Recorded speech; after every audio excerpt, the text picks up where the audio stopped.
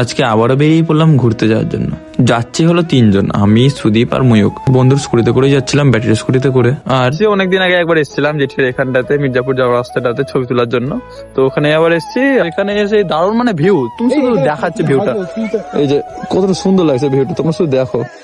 এখানে চলে এসেছি, তো এখানে কিছু সিনেমেটিক ভিডিও নিব আমরা। এখানে কিছু ছবি ভিডিও তুলে দিল সুদীপ আমার।